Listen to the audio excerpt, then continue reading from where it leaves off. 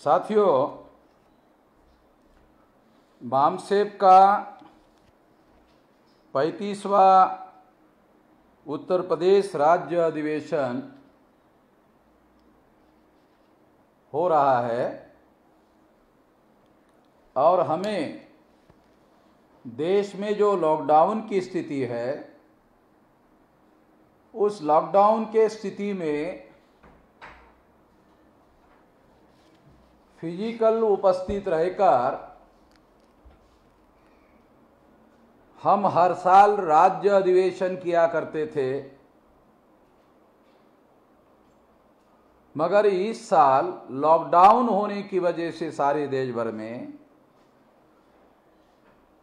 और इस लॉकडाउन में आर्टिकल 19 के तहत freedom of speech and freedom of expression, इसके तहत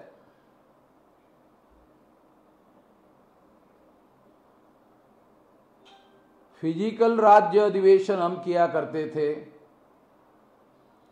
मगर लॉकडाउन के तहत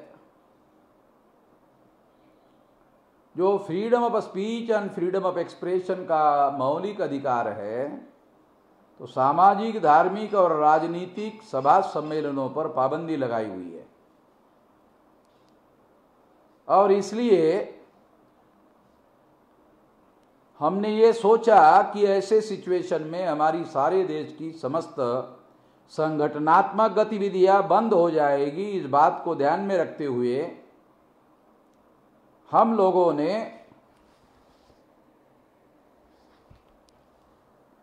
निश्चित रूप से ये जो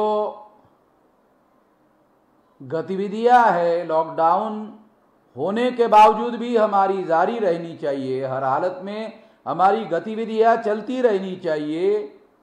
इस रुकावट में भी हम लोगों ने डिजिटल टेक्नोलॉजी का उपयोग करते हुए वर्चुअल राज्य अधिवेशन करने का निर्णय किया। और ये जो वर्चुअल राज्य अधिवेशन का निर्णय किया, इसके पहले तमाम वक्ताओं ने जो उद्घाटन सत्र था उसमें अपनी बातें रखी। इस सत्र का मैं कंक्लूड करने जा रहा हूं, समारोह करने जा रहा हूं। इस विषय में, इस सत्र में जो विषय रखे गए हैं वो विषय है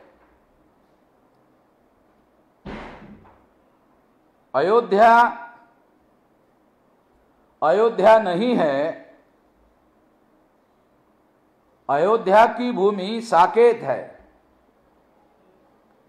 एक ऐतिहासिक एवं पुरातात्विक अवशेषों का उजागर करना, एक शोधपूर्ण विश्लेषण, ये विषय रखा गया है। दूसरा विषय है राम जन्मभूमि समतलीकरण का कार्य एवं खुदाई में मिले बुद्ध अवशेष और भारतीय पुरातत्व विभाग की चुप्पी किसी षड्यंत्र की ओर संकेत करती है, एक विश्लेषण। दूसरा विषय है, तीसरा विषय है केंद्र सरकार द्वारा नौकरियां समाप्त करना और सुप्रीम कोर्ट द्वारा बार बार आरक्षण मौलिक अधिकार नहीं है, ऐसी बयानबाजी करना कहीं विधायिका और कार्यपालिका की संविधान के खिलाफ मिलीजुली साजिश तो नहीं है, ये षड्यंत्रों का पर्दाफाश, ये तीसरा विषय है। तो तीनों विषयों के बारे में कुछ बातें मैं आप लोगों के सामने इस मौके पर रखना चाहता हूं। पहला है अयोध्या नहीं है, अयोध्या साकेत है। साथियों, इसको जानने और समझने के लिए हमें थोड़ा इतिहास में जानना होगा, इतिहास में जाना होगा। ये बहुत जरूरी है इतिहास में जाना। तो इतिहास में जाने के दौरान हम वहां जाना होगा जब पुष्यमित्र शुंग के द्वारा सम्राट बृहदत्त मौर्य की हत्या की जाती है, ईसा पूर्व 185 के पहले। ये हत्या की जाती है।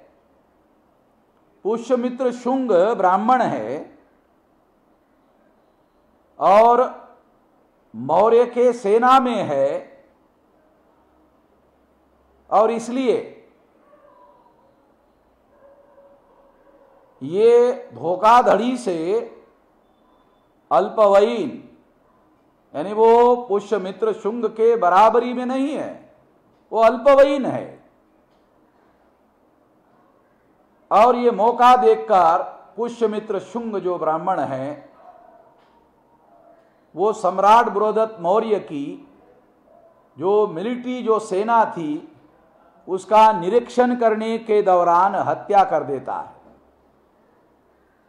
हत्या करने के बाद वहां पर विद्रोह खड़ा हो जाता है, और इस विद्रोह में जो राजा के निष्ठावान सैनिक थे, पुष्यमित्र शुंग को ऐसा लगता है कि मुझे अब गद्दार घोषित किया जाएगा, और गद्दार घोषित करने के बाद मेरी हत्या कर दी जाएगी। इसलिए पुष्यमित्र शुंग को पुत्र पुष्यमित्र शुंग वहां से भाग जाता है, और भागकर आज के उत्तर प्रदेश में जहां साकेत था वहां आता है, और वहां आकर वहां पर वो अपनी राजधानी बनाता है, और राजधानी का नाम अयोध्या रखता है। ये हिस्टोरिकल बात है, ये काल्पनिक बात नहीं है, ये हिस्टोरिकल बात है। और इस तरह से जब वो अपनी राजधानी साकेत में बनाता है तो उसका नाम साकेत नहीं अयोध्या रखता है। और जब अयोध्या रखता है, अगर हम अयोध्या का संधि विग्रह करने की कोशिश करें, युद्ध किए बगैर बनाई हुई राजधानी अयोध्या, ऐसा उससे अर्थ निकलता है। अयोध्या, अधिक योद्धा, तो युद्ध किए बगैर स्थापित की हुई राजधानी, ऐसा उसका अर्थ निकलता है। क्योंकि ये युद्ध नहीं किया गया था, पाटलिपुत्र में षड्यंत्र करके पुष्यमित्र शुंग ने हत्या की थी, और साकेत में भी कोई युद्ध जीतकर पुष्यमित्र शुंग ने यह राजधानी नहीं बनाई थी, इसलिए उसका नाम अयोध्या रखा गया था, और कोई वजह दिखाई नहीं देती।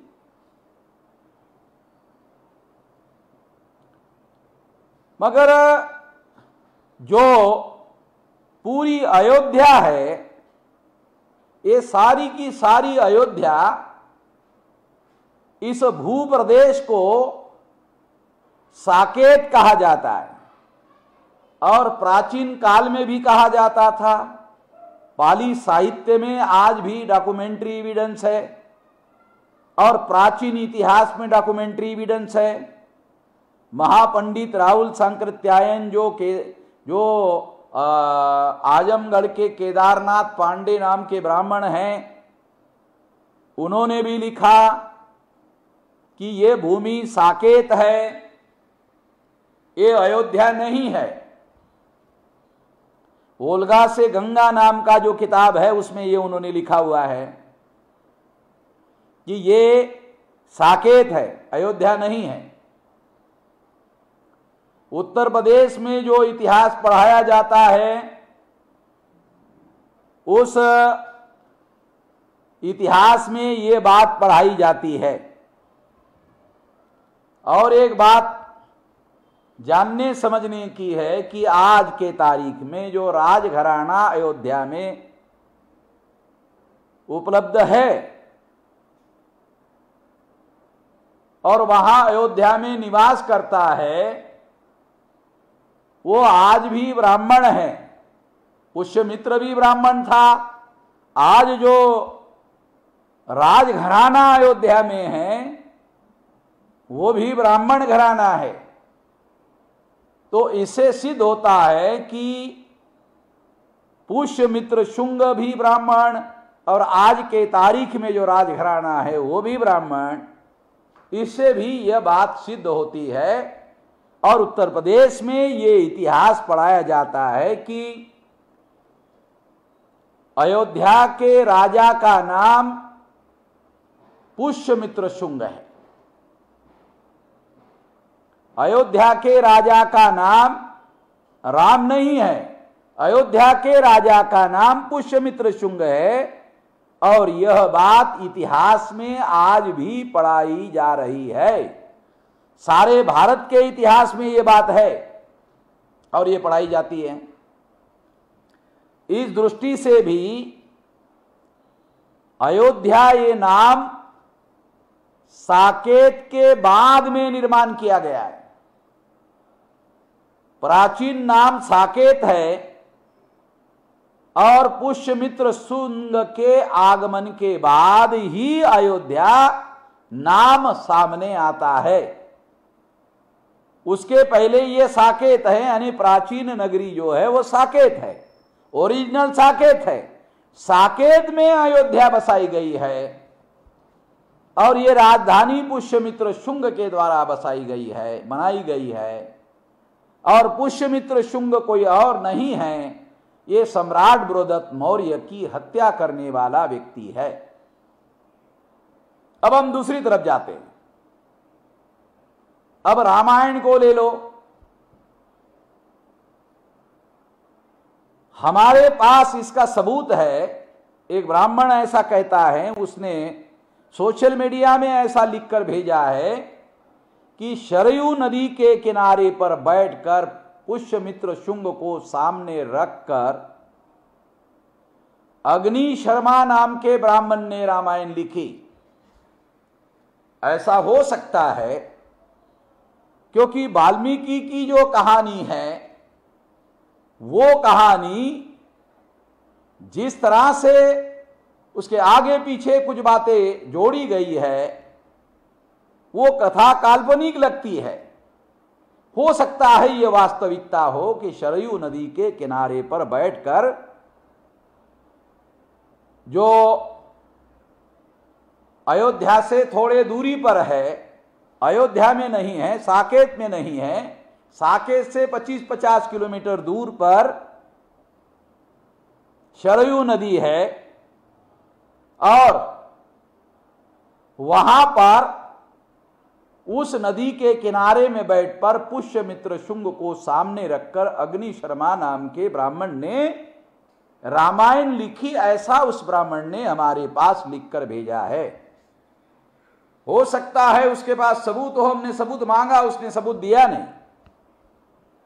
हो सकता है दूसरे ब्राह्मणों ने उसको सबूत देने से मना कर दिया हो, क्योंकि उनको ऐसा लगा होगा कि इससे हम लोग संकट में फंसेंगे। संकट में ना फंसने के लिए उन्होंने ऐसा सबूत नहीं दिया होगा, मगर उसने हमें ऐसा लिखकर भेजा है।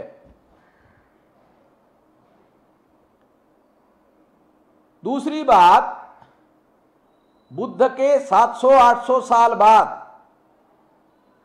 जब सम्राट बृहदत्त मौर्य की हत्या हुई, उसके कई शताब्दियों के बाद जब गुप्त काल आया तो गुप्त काल में रामायण लिखी गई है। जब सुप्रीम कोर्ट के एक जज ने सुप्रीम कोर्ट के जजमेंट में लिखा, उस जजमेंट में लिखा हुआ है इस जज ने ब्राह्मणों के वकील को पूछा कि रामायण कब लिखी गई, तो उन्होंने कहा एक गुप्त काल में लिखी हुई है। और गुप्त काल बुद्धोत्तर है, गुप्त काल मौर्योत्तर है, और मौर्यों के 700-800 साल बाद ये गुप्त काल आता है, और तब कहीं जाकर रामायण गुप्त काल में लिखी गई है। और उस रामायण में राम को राजा बताया गया है। इतिहास में पुष्यमित्र शुंग भी राजा है, और रामायण में भी राम को राजा दिखाया गया। इसका मतलब है अगर पुष्यमित्र शुंग को सामने रखकर अगर रामायण लिखी गई है तो राम कोई और नहीं है, पुष्यमित्र शुंग ही है। और रामायण में राम के पुष्यमित्र शुंग होने के एक से अधिक सबूत है। जैसे वर्ण व्यवस्था में मौर्यों को ब्राह्मण शूद्र मानते थे, बुद्ध की क्रांति की वजह से शूद्र सम्राट हो गए, राजा हो गए। ये बुद्ध के क्रांति का परिणाम था और इसीलिए इसे क्रांति कहा गया। और जब शूद्र राजा हुए तो स्वाभाविक है ब्राह्मणों का वर्चस्व समाप्त हो गया। ये वर्चस्व समाप्त हो गया तो इस वर्चस्व को ब्राह्मणों के वर्चस्व को पुनर्स्थापित करने के लिए पुनर्स्थापित करने का कार्य पुष्यमित्र शुंग ने किया। इस बात को ध्यान में रखते हुए रामायण में भी प्रतीकात्मक कथा आई है। सम्राट बृहदत्त मौर्य के हत्या की कथा आई है रामायण में। वो शूद्र शंभुक की हत्या ये सम्राट बृहदत्त मौर्य की हत्या की प्रतीकात्मक कथा है, क्योंकि रामायण में बहुत सारी बातें प्रतीकात्मक है और इस प्रतीकात्मक कथाओं को इंडोलॉजी का अध्ययन करने वाले लोग ही समझ सकते हैं, कोई भी नहीं समझ सकता। इंडोलॉजी का, प्राच्य विद्या का या भारत विद्या का जिनके पास थोड़ा बहुत अध्ययन है वो लोग ही इसकी व्याख्या कर सकते हैं, इंटरप्रिटेशन कर सकते हैं, तभी इस बात का पता चल सकता है। और इस तरह से ये सिद्ध होता है कि पुष्यमित्र शुंग द्वारा ही ये अयोध्या बनाई गई और इसलिए अयोध्या बनने के पहले वहां साकेत था और बाद में अयोध्या नामकरण किया गया, पुष्यमित्र शुंग द्वारा किया गया, राम के द्वारा नहीं किया गया। इसलिए रामायण का राम कोई और नहीं है, पुष्यमित्र शुंग ही है। ऐसा सबूतों के आधार पर, प्रतीकात्मक कथाओं का रामायण का विश्लेषण करने के आधार पर कहा जा सकता है, सिद्ध किया जा सकता है।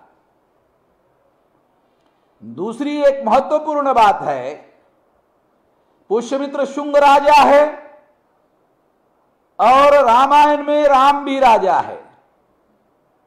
पुष्यमित्र शुंग शूद्र, ब्राह्मण धर्म के अनुसार शूद्र सम्राट बृहदत्त मौर्य की हत्या करता है और राम भी शूद्र शंभुक की हत्या करता है। ये समान उदाहरण ये बात को सिद्ध करता है कि पुष्यमित्र शुंग ही राम है और कोई राम नहीं है। और पुष्यमित्र शुंग को अवतार घोषित करने के लिए रामायण लिखी गई ताकि राम के नाम पर पुष्यमित्र शुंग को अवतार घोषित किया जा सके। अवतार किसी को भी घोषित नहीं किया जा सकता। अवतार घोषित करने के लिए किसी न किसी असुर, दैत्य, दानव, राक्षस की हत्या करना जरूरी है। ये असुर कौन है, दैत्य कौन है, दानव कौन है, राक्षस कौन है, तो ऋग्वेद में इसका एविडेंस मिलता है कि यहां के मूल निवासियों को ब्राह्मणों ने असुर, दैत्य, दानव, राक्षस कहा है। और ये अगर इसकी कोई हत्या करता है तो वो हत्या करने वाला अवतार माना जाता है।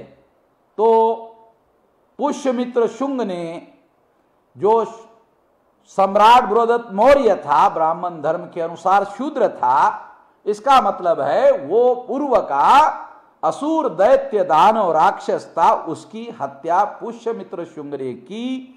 और रामायण में राम ने शंभु की हत्या प्रतीकात्मक रूप से सम्राट बृहदत्त मौर्य की हत्या की। इस वजह से ब्राह्मणों ने राम को विष्णु का अवतार घोषित किया।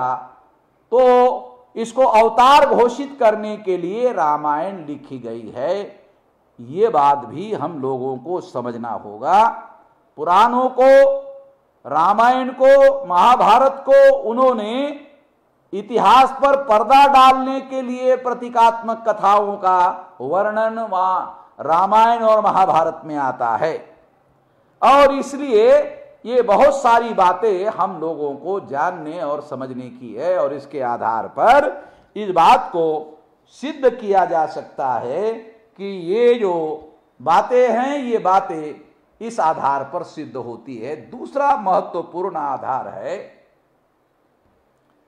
जब ब्राह्मणों में और मुसलमानों के बीच में बाबरी मस्जिद को लेकर लड़ाई हुई तो कई मुसलमान मारे गए,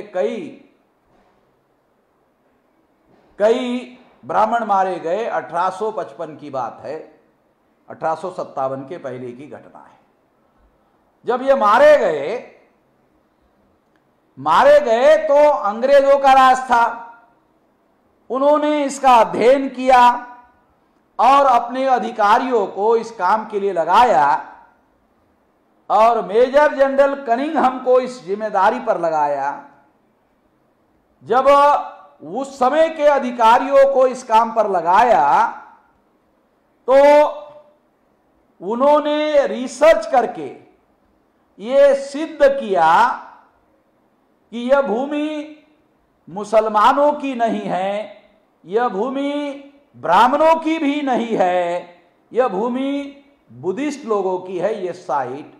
और पूरा का पूरा पुरातात्विक प्रमाण मेजर जनरल कनिंघम जो डायरेक्टर जनरल थे, उन्होंने सारा का सारा नक्शा, सारा का सारा वो जो 70 एकड़ जगह है, सारा का सारा नक्शा तैयार किया।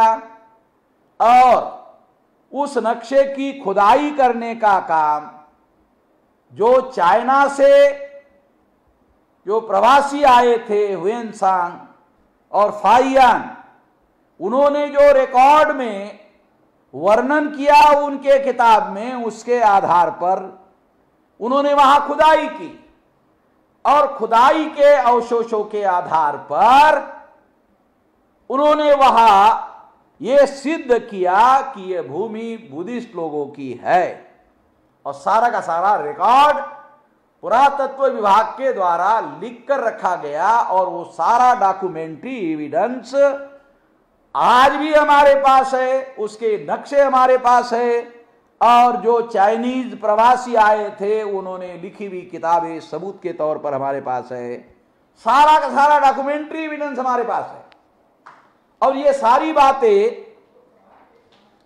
मैं सबूतों के आधार पर बोल रहा हूं।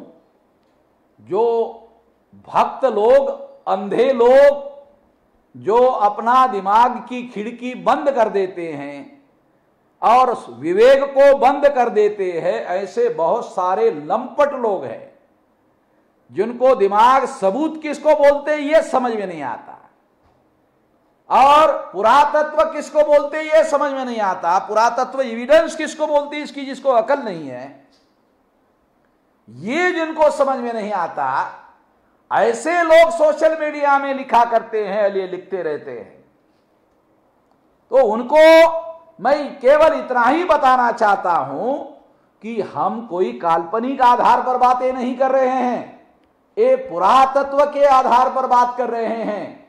और जहां तक राम के पुरातत्विक प्रमाण होने का सवाल है, तो मैं आपको बताना चाहता हूं कि बाबरी मस्जिद में जो रामलला की मूर्ति रखी गई, वो मूर्ति भी उनको रामलला की गोरखपुर से लाना पड़ा। अयोध्या में वो मूर्ति भी राम की नहीं हासिल कर सके, कोई कतरा भी नहीं राम का दिखा सके।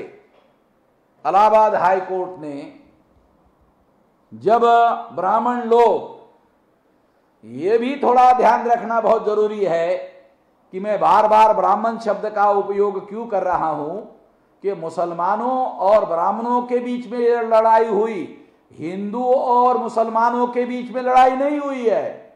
क्योंकि हिंदू का मतलब ब्राह्मण नहीं होता है। हिंदू का मतलब है ब्राह्मण SC ST OBC को भी हिंदू में जमा कर देते हैं, और मुसलमानों को भी ये बात समझ में नहीं आती, और इस वजह से ब्राह्मण इसमें कामयाब हो जाते हैं। इसलिए मैं आपको ये बात समझा रहा हूं, दूसरे लोगों को भी और मुस्लिम भाइयों को भी, कि ये मामला हिंदू मुसलमान के बीच के लड़ाई का मामला नहीं है, ये ब्राह्मण और मुसलमानों के बीच के लड़ाई का मामला है। और इसमें जब राम मंदिर का ट्रस्ट बनाया गया 21 लोगों का, तो 21 के 21 ब्राह्मण लोगों को उसमें लिया गया है। एक भी बैकवर्ड को भी नहीं लिया गया। कल्याण सिंह को नहीं लिया, रितंबरा को नहीं लिया, उमा भारती को नहीं लिया, और विनय कटियार को नहीं लिया, जिन्होंने इस आंदोलन में सबसे ज्यादा फ्रंटल रोल प्ले किया। कल्याण सिंह को जेल भी हुआ, मगर उसको नहीं लिया गया। क्यों? क्योंकि वो ऐसा मानते हैं कि इनका तो हमने इस्तेमाल किया, ये जो इस्तेमाल करने, जिनका हमने इस्तेमाल किया वो हम करने वाले लोग हैं, इस्तेमाल करने वाले लोग हम हैं। तो इस्तेमाल करने वाले लोगों को लायक नहीं माना जाता है, इसलिए उन्होंने उसको वहां नहीं लिया। इसको समझने की जरूरत है। तो ये मामला हिंदू मुसलमान का मामला नहीं है, ये मामला ब्राह्मण और मुसलमानों के बीच में चला। जब हम ब्राह्मण मुसलमान के बीच में लड़ाई झगड़े की बात कहते हैं, तब बातें समझना आसान हो जाता है। हिंदू मुसलमान से मामला बहुत पेचीदा हो जाता है। तो इस तरह से जब ये ब्राह्मण मुसलमानों का मामला चला, तो ब्राह्मणों ने गोरखपुर से रामलला की मूर्ति लाकर वहां रखी, और जब इलाहाबाद हाई कोर्ट ने ब्राह्मणों को कहा कि आप कहते हो राम का जन्म अयोध्या में हुआ, ले आओ सबूत ले आओ, तो जब सबूत मांगे गए, तो सबूत मांगने के बाद क्या हुआ? सबूत मांगने के बाद में जब सबूत मांगे गए, तो विश्व हिंदू परिषद की जो मार्गदर्शक मंडल था, वो हरिद्वार में 3 दिन उन्होंने मंथन किया। मंथन करने के बाद वो इस नतीजे पर पहुंचे कि राम के जन्म का हमारे पास कोई सबूत नहीं है। तो क्या किया जाए? ऐसे सिचुएशन में क्या किया जाए? तो वो प्रेस के सामने आए और प्रेस वालों को कहा कि राम का जन्म अयोध्या में ही हुआ है, ये हमारी आस्था का प्रश्न है, और आस्था के कोई सबूत नहीं हुआ करते। इसका मतलब है आरएसएस के पास, विश्व हिंदू परिषद के पास, मार्गदर्शक मंडल के पास, बीजेपी के पास ना उस समय कोई सबूत था, ना आज कोई सबूत है। और इस तरह से जब वो सबूत नहीं दे पाए इलाहाबाद हाई कोर्ट को, तो इलाहाबाद हाई कोर्ट ने बाबरी मस्जिद के नीचे खोदने का आदेश दिया। जब खुदाई हुई, पुरातत्व विभाग के लोगों ने जब खुदाई करने का काम किया, तो खुदाई में केवल मौर्य के और बुद्ध के अवशेष मिले। जो मिली हुई चीजों की लिस्ट बनाई गई और वो सारी वस्तुओं की लिस्ट रिकॉर्ड की गई, वो सारी लिस्ट हमारे पास है। मगर हैरान करने वाली बात है कि पुरातत्व विभाग के लोगों ने वो रिपोर्ट अभी तक पब्लिश नहीं किया। पुरातत्व विभाग ने वो रिपोर्ट अभी तक पब्लिश क्यों नहीं किया? क्योंकि सारी दुनिया जान लेती ये तो सारे के सारे बुद्ध के अवशेष है और सारे के सारे बुद्ध के सबूत है। इसलिए उस समय जब ये खुदाई हो रही थी तो Murli Manohar Joshi human resource and development minister थे और उसके अधीन ये विषय आता था। और इसकी वजह से मुरली मनोहर जोशी ने, जो बीजेपी के मंत्री थे, अटल बिहारी वाजपेयी के मंत्रिमंडल में थे, और इसके साथ उन्होंने वो पुरातत्व विभाग के लोगों को ये रिपोर्ट पब्लिश करने के लिए मना किया। और हैरान करने वाली बात यह है कि ये रिपोर्ट पब्लिश करने का काम रोक दिया गया। और हैरान करने वाली बात, इलाहाबाद हाई कोर्ट ने भी ये रिपोर्ट पब्लिश करना चाहिए था, पब्लिक डोमेन में लाना चाहिए था। इलाहाबाद हाई कोर्ट ने भी इस रिपोर्ट को पब्लिक डोमेन में लाने का काम नहीं किया। इलाहाबाद हाई कोर्ट के एक जज मुस्लिम थे, उन्होंने भी ये खबरदारी नहीं ली। ये केस लड़ने वाले बाबरी मस्जिद के जो पैरोकार थे, हैरान करने वाली बात है, उन्होंने भी इस सबूतों को पब्लिक डोमेन में लाने का काम नहीं किया। क्यों नहीं किया? बड़ी हैरान करने वाली बातें हैं। किया जाना चाहिए था मगर नहीं किया गया। इसलिए इस बात को जानने की और समझने की बात है। ये जानने समझने का मामला है, इसे जानने समझने की जरूरत है। इसके आधार पर यह कहा जा सकता है, पुरातात्विक अवशेषों के आधार पर यह कहा जा सकता है कि ये सारा का सारा बुद्धिस्ट साइट का मामला है। जैसे मेजर जनरल कनिंघम ने अपने रिपोर्ट में कहा, जैसे चाइनीज प्रवासी उन्होंने लिख कर रखा, जैसे मेजर जनरल कनिंघम ने कहा, जैसे इलाहाबाद हाई कोर्ट के द्वारा खुदाई का आदेश दिया, वो अवशेष मिले, उसी तरह के अवशेष मिले, जो उन्होंने कहा वैसे मिले। तो मेजर जनरल कनिंघम ने जो कहा वही बात सच निकली। तो इसके आधार पर ये बात मैं आपको कह रहा हूं, ये बात मैं आपको समझा रहा हूं। इसे समझने की जरूरत है कि ये बात पुरातात्विक प्रमाण के आधार पर कह रहा हूं, कोई काल्पनिक आधार पर नहीं कह रहा हूं। और बहुत सारे अंधे लोग, बहुत सारे लंपट लोग इस तरह की सोशल मीडिया में बातें कहते रहते हैं, जिनके पास कोई अकल नहीं है, जिसको पास कोई समझ नहीं है। उनको ये बातें समझ में नहीं आती। इतिहास किसको बोलते हैं, पुरातत्व किसको बोलते हैं, सबूत किसको बोलते हैं, किस बात को ठोस सबूत कहा जाना चाहिए, किस बात को सप्लीमेंट्री सबूत कहा जाना चाहिए, कोई जानकारी नहीं है उन लोगों को, मगर बातें हाँकते रहते हैं। तो इस तरह से ये बात मैं आप लोगों को बता रहा हूं, समझा रहा हूं। तीसरी महत्वपूर्ण बात मैं आप लोगों को बताना चाहता हूं, जब सुप्रीम कोर्ट में आर्गुमेंट हुआ तो सुप्रीम कोर्ट के जज ने बाबरी मस्जिद की पैरवी करने वाले जो मुसलमान वकील थे, उन वकीलों को पूछा कि आप कहते हो कि यहां पर कोई मंदिर नहीं है, तो आपका ये कहना जो है वो किस आधार पर है?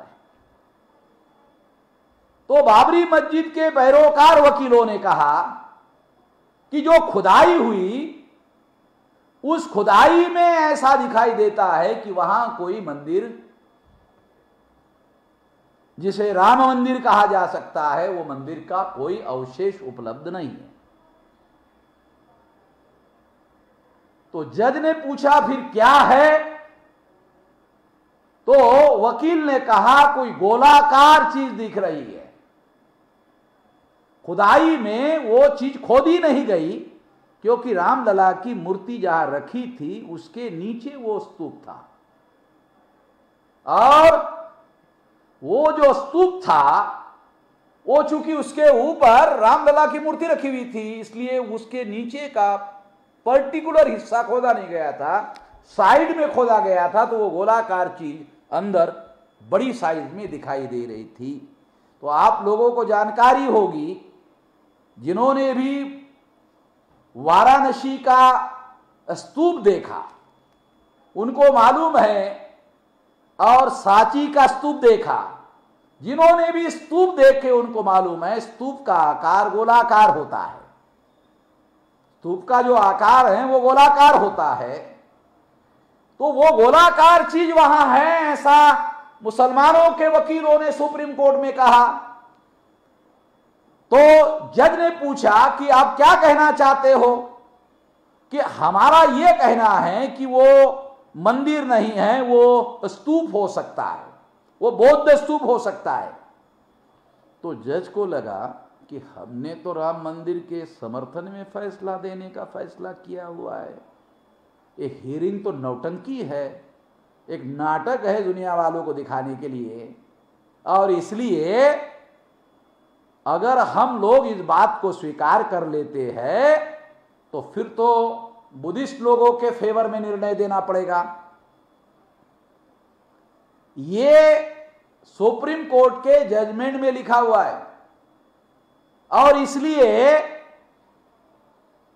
मैं उसके रिकॉर्ड के आधार पर कह रहा हूं। सुप्रीम कोर्ट के अंदर लिखा हुआ मंदिर के लिए टेम्पल शब्द लिखा जाता है, और स्तूप के लिए जो अंग्रेजी शब्द लिखा जाता है, अभी मुझे वो एग्जैक्ट अंग्रेजी शब्द याद नहीं आ रहा है, मगर वो स्तूप के लिए जो अंग्रेजी शब्द लिखा गया है वो जजमेंट में लिखा है। जजमेंट की कॉपी हमारे पास है। तो इस तरह से टेम्पल की जगह स्तूप के लिए अंग्रेजी शब्द जो है वो लिखा हुआ है। इसका मतलब सुप्रीम कोर्ट ने भी इस बात को स्वीकार किया कि वो मंदिर नहीं है, वो स्तूप है। मगर निर्णय सुप्रीम कोर्ट ने ब्राह्मणों के फेवर में दे दिया।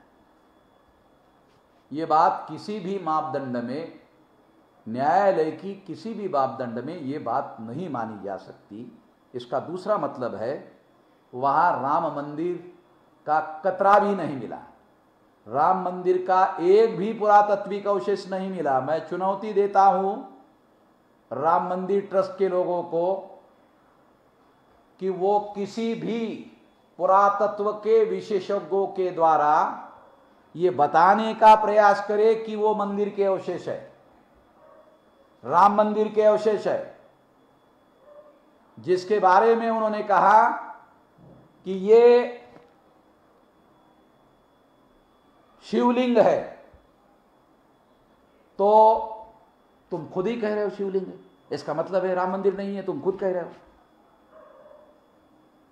मगर जिसको वो शिवलिंग का पार्ट कह रहे हैं वो भी शिवलिंग नहीं है, क्योंकि जो कह रहे ये शिवलिंग है वो तो भक्त लोग हैं, वो तो ब्राह्मण लोग हैं। वो कह रहे हैं, पुरातत्व के लोग जो है वो नहीं कह रहे हैं, ना वो वस्तुएं पुरातत्विक लोगों को दी गई है। जब ऐसी कोई बात जमीन के नीचे मिलती है तो वो चीजें पुरातत्व विभाग को हैंडओवर की जाती है, और कानून अवेलेबल है, जमीन के नीचे अगर कोई ऐसी चीज मिलती है तो सरकार उस पर कब्जा करती है, सरकार, पुरातत्व विभाग उस पर कब्जा करता है। ऐसा उदाहरण ओडिशा में जब एक मंदिर का जीर्णोद्धार हुआ, ब्राह्मणों के मंदिर का जीर्णोद्धार हुआ, जब जीर्णोद्धार करने के लिए जमीन के नीचे खोदा गया तो उस बुद्ध विहार मिला, और जब मिला तो पुरातत्व विभाग ने उसे अपने कब्जे में ले लिया और मंदिर बनाने के लिए मना कर दिया। ये पुरातत्व विभाग के रिकॉर्ड में अवेलेबल है, काल्पनिक बात नहीं कह रहा हूं। ओडिशा का उदाहरण देके बता रहा हूं। तो इस तरह से ये बात पुरातत्व के आधार पर प्रमाणित होती है और इससे ये बातें सारी की सारी सिद्ध होती है। दूसरी महत्वपूर्ण बात मैं कहना चाहता हूं कि 24 मार्च को नरेंद्र मोदी ने लॉकडाउन घोषित किया और 25 मार्च को वहां पूजा अर्चा की गई सवेरे, और पूजा अर्चा करने के बाद वहां समतलीकरण करने का कार्य शुरू किया गया। सारे देश के लोगों को कहा गया तुम घर के अंदर रहो, घर के बाहर मत निकलो, और इन लोगों को कहा गया कि तुम मैदान में आ जाओ और मैदान में आकर तुम उस जमीन का समतलीकरण करो। समतलीकरण शब्द उन्होंने यूज किया है और ये अखबारों के रिकॉर्ड में और टीवी के रिकॉर्ड में आया है। तो उन्होंने ये काम 25 मार्च से शुरू किया समतलीकरण का, और उसके लिए उन्होंने जेसीबी का यूज किया। जेसीबी का यूज क्यों किया? क्योंकि स्तूप छोटा मोटा नहीं होता है और स्तूप बहुत ज़्यादा मजबूत होता है। उसकी जो बांधने की जो तरीका था वो तरीका बहुत मजबूत तरीके होते हैं और मौर्य काल में वो बांधे हुए हैं, इसलिए वो बहुत ज़्यादा मजबूत होते हैं। और ऐसे मजबूत स्ट्रक्चर को गिराने के लिए उदल पावड़े से ये काम नहीं किया जा सकता। अगर किया गया तो बरसों लग जाएंगे। इन बातों को ध्यान में रखते हुए उस पर जेसीबी चलाने का निर्णय लिया गया। इसका मतलब है कि ये गुप्त रूप से बुद्ध स्तूप पर जेसीबी चलाकर उस बुद्ध स्तूप को डिस्ट्रॉय किया गया, जिसमें बुद्ध के मृत्यु के उपरांत के पवित्र अस्थियां रखी हुई थी और अस्थियों पर ही स्तूप बनाए जाते हैं। स्तूप, जितने स्तूप बनाए गए वो अस्थियों पर बनाए जाते हैं।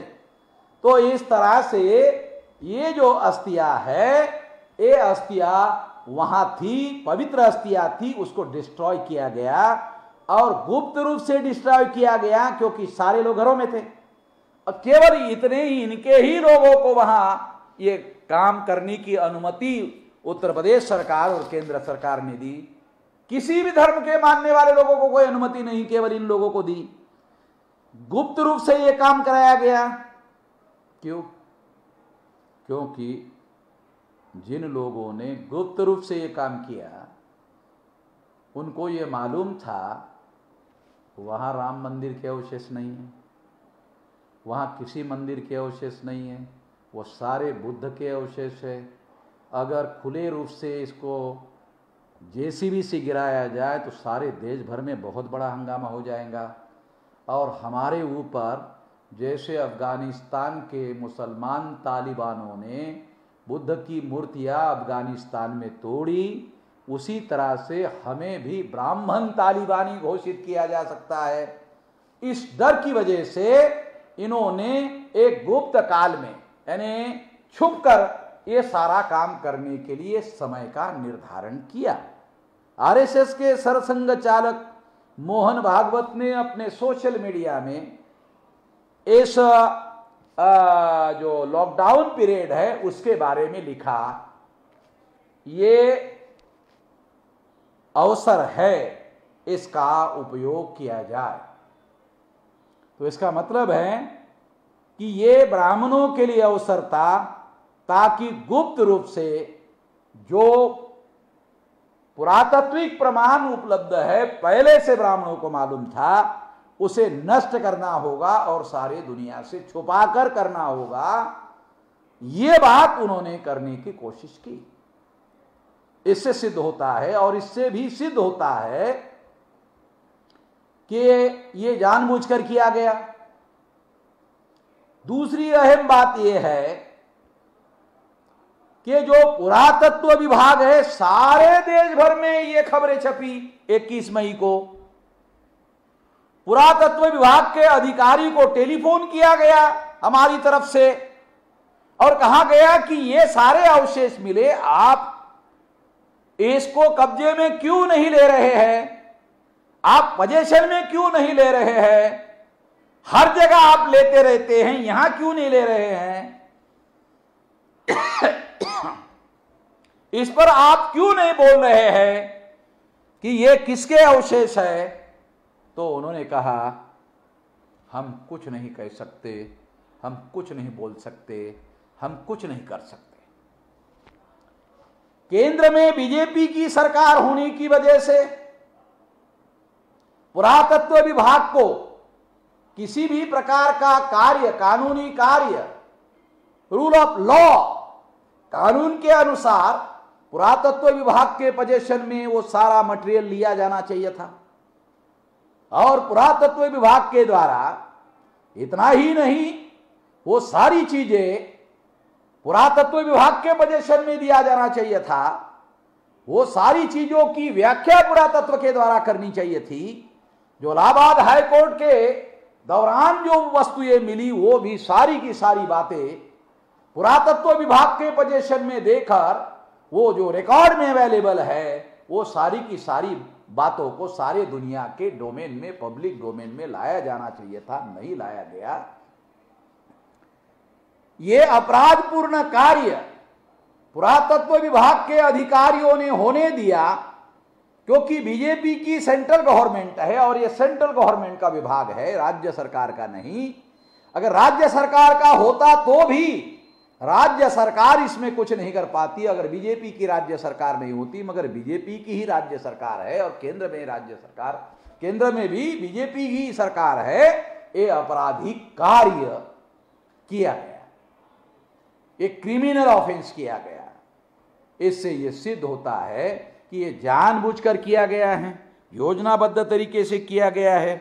इससे ये बात सिद्ध होती है और इससे ये षड्यंत्र सिद्ध होता है। तो जिस तीसरी बात मैं बताना चाहता हूं कि जो जजमेंट दिया गया, उनको ये सब मालूम था। जिन्होंने ये जजमेंट दिया, उनको ये मालूम था सारी बातें, मगर फिर भी उन्होंने ब्राह्मणों के पक्ष में यह फैसला दिया। और ब्राह्मणों के पक्ष में फैसला देने के लिए विनीत मौर्य की जो केस थी, वह अवरोध था। विनीत मौर्य उत्तर प्रदेश के ओबीसी है, वो अपने को बुद्धिस्ट कहते हैं और बुद्ध की विरासत को अपनी विरासत मानते हैं। और इस तरह से वो कोर्ट में गए, कोर्ट ने केस रजिस्टर किया, हियरिंग करने का वादा किया। और जब हियरिंग करने का समय आया तो हियरिंग करने के लिए साइड कर दिया, क्योंकि सुप्रीम कोर्ट के जज को ये बात समझ में आई कि अगर ये 3 पार्टी, अगर हम इसको हियरिंग करते हैं तो फैसला ब्राह्मणों के फेवर में नहीं आएगा, मुसलमानों के फेवर में नहीं आएगा, ये बुद्धिस्ट लोगों के फेवर में आएगा, क्योंकि सारे पुरातात्विक प्रमाण बुद्धिस्ट लोगों के उपलब्ध है। तो इस तरह से, क्योंकि सुप्रीम कोर्ट के जज ने जब पूछा तो मुसलमानों के वकीलों ने भी कहा कि ये बौद्ध स्तूप हो सकता है, तो मुसलमानों ने भी माना वो जगह बुद्ध की है, बुद्धिस्ट लोगों की है। तो इस बात को ध्यान में रखते हुए रंजन गोगोई जो चीफ जस्टिस थे, उन्होंने ये सोचा कि अगर विनीत मौर्य की जो केस सुप्रीम कोर्ट में है, अगर हियरिंग करते हैं तो इनके फेवर में निर्णय राम मंदिर के फेवर में, ब्राह्मणों के फेवर में देना संभव नहीं है। इसलिए उन्होंने विनीत मौर्य को साइड कर दिया, उसके केस में हियरिंग करने से मना कर दिया। और मना करने के बाद, ये विचार करने वाली बात है, ये मना करने के बाद में जिस जज ने ये जजमेंट लिखा, तो सुप्रीम कोर्ट के एक रिटायर्ड जस्टिस है बंगाल के, उनका कहना था जजमेंट सारा पढ़ने के बाद उसमें और कुछ नई चीजें जोड़ी गई। ऐसा मेरे जीवन काल में कभी भी ऐसा नहीं हुआ कि एक बार जजमेंट पढ़ दिया गया, उसके बाद में भी उसमें कुछ हिस्सा जोड़ दिया गया। तो इस तरह से इसका मतलब है जो जज है वो जजमेंट नहीं लिख रहे थे, जजमेंट कहीं और से लिख कर आ रहा था और थर्ड पार्टी इसमें काम कर रही थी और वो लिखवाने का काम कर रहा था। जिस जज ने ये लिखा उसको बीजेपी ने राज्यसभा का मेंबर बख्शिश के तौर पर दिया, फिर उसको और किसी बड़ी कमेटी पर भी लिया गया है, ऐसी भी खबरें अखबार में आई गई। और जो पुराने उनके साथी सुप्रीम कोर्ट के जज थे, उन्होंने भी इसके बारे में अपना दुख जाहिर किया कि रंजन गोगोई ने गलत करने का काम किया। वो इस तरह से साथियों, ये बहुत अहम बात है, इसे जानने की, इसे समझने की बहुत ज्यादा जरूरत है। ये सारी बातें ये सिद्ध करती है कि ये सारा का सारा षड्यंत्र है। इस षड्यंत्र को समझने की जरूरत है, ये मैं इस मौके पर कहना चाहता हूं। जहां तक मैं, ये जो तीसरा विषय है वो है सुप्रीम कोर्ट के द्वारा मौलिक अधिकार नहीं है ये कहते जाना बार बार। तो इस संबंध में मैं महाराष्ट्र के दौरान जो विषय ये रखा गया था, उस दौरान मैंने इसके बारे में विस्तार से विश्लेषण किया हुआ है।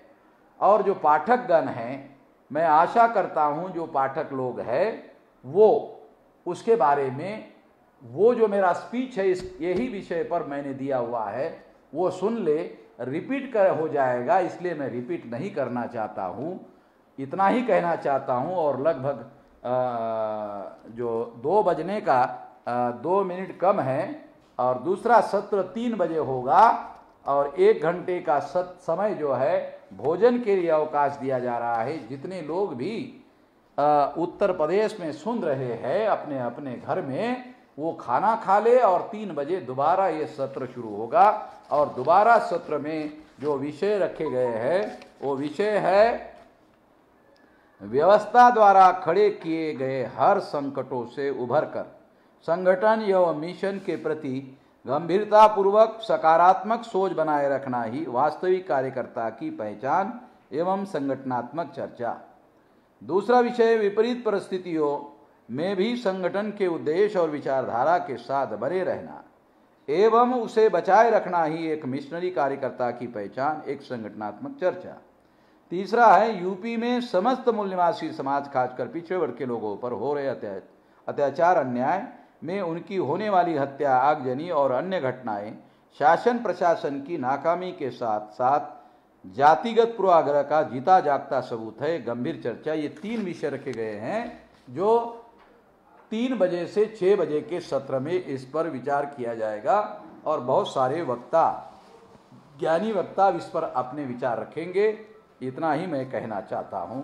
धन्यवाद।